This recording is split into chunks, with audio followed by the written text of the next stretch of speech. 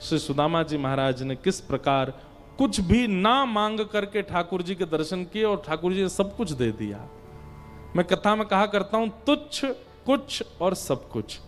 ठाकुर जी से कुछ मांगोगे तो तुच्छ मिलेगा, ठाकुर जी की सेवा करोगे तो कुछ मिलेगा, और कछु नहीं मांगोगे तो सब कछु मिल जाएगा।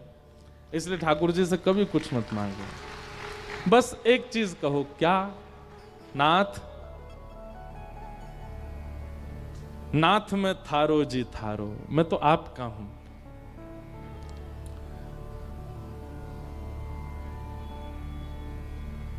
नाथ में थारो जी थारो,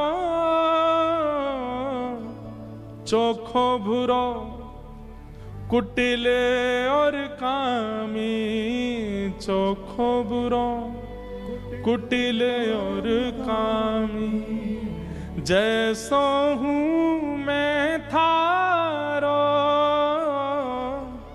जैसो हूं मैं थारो, नाथ में थारो जी थारो,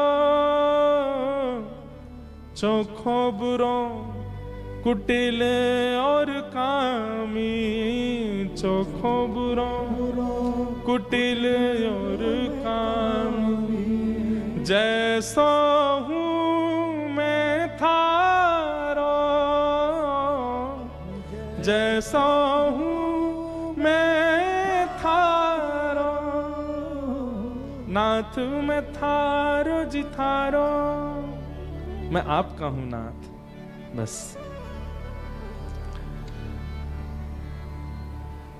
सुदामा चरित्र के बाद भगवान के यदुवंश को श्राप लगा। भगवान ने अपने बालकों को खूब समझाया कि भाई अनुचित क्रियाएं मत किया करो, लेकिन बालक ठाकुर जी के संतान है ना, इसलिए वैल्यू नहीं करते भगवान की बातों की, और संतों का अपमान किया, संतों ने श्राप दे दिया, जाओ जिस सांब के साड़ी पहना करके हमारी परीक्षा लेने के लिए आए कि बताओ गर्भवती नारी है, इसके पेट में बालक है कि बालिका, यही भगवान का पुत्र शांब, इसके गर्भ से लोहपिंड जन्मेगा और तुम्हारा पूरा कुल सर्वनाश हो जाएगा। लोहपिंड घिस करके समुद्र में डाल दिया, एर का नाम की घास बन गया। एक दिन यदुवंशी लड़ झगड़ करके आपस में सब मर गए। भगवान से आज्ञा लेकर के बलराम जी महाराज क्षीर सागर में प्रवेश कर गए। उद्धव को ज्ञान उपदेश देकर के भगवान भी अब अपनी लीला पूरी करने लगे। उद्धव जी ने कहा, नाथ आप चले जाएंगे तो हम आपके विरह में कैसे रहेंगे। भगवान बोले, मेरी ओर ध्यान से देखो उद्धव। और तभी भगवान ने एक ज्योति रूप धारण किया।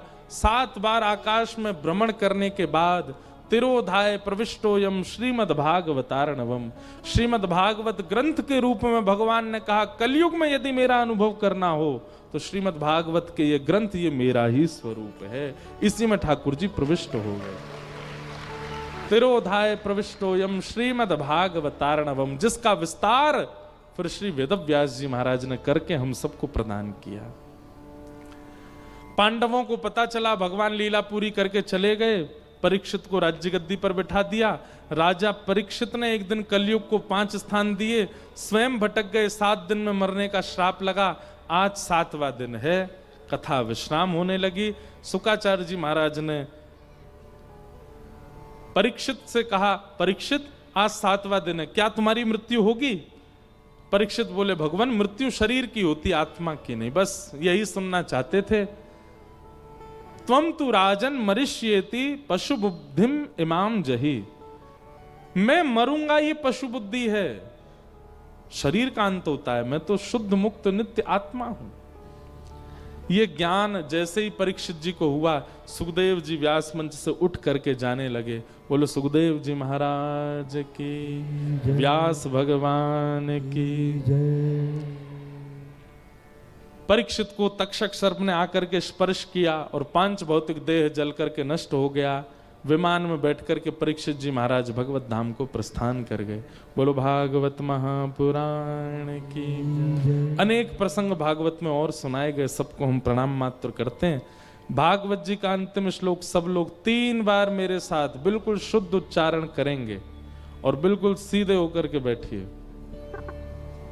नाम संकीर्तनम यस्य नाम संकीर्तनम यस्य सर्वपाप प्रणाशनो सर्वपाप प्रणाशनम् प्रणामो दुःख समनः प्रणामो दुःख शमनः तम नमामि हरिं परम तं नमामि हरिं परम् नाम संकीर्तनम यस्य नाम संकीर्तनम यस्य सर्वपाप प्रणाशनो सर्वपाप प्रणाशनम् प्रणामो दुःख समनः प्रणामो दुःख शमनः तम नमामि हरिं परम तं नमामि हरिं परम् नाम संकीर्तनम यस्य नाम संकीर्तनम यस्य सर्वपाप प्रणाशनो सर्वपाप प्रणाशनम् प्रणामो दुःख समनः प्रणामो दुःख शमनः तम नमामि हरिं। लोन्स तो ले लिए पर टाइम पर पेमेंट्स नहीं कर पाए। अब सर पर ओवरड्यूज का पहाड़ टूट पड़ा है और क्रेडिट स्कोर नीचे गिर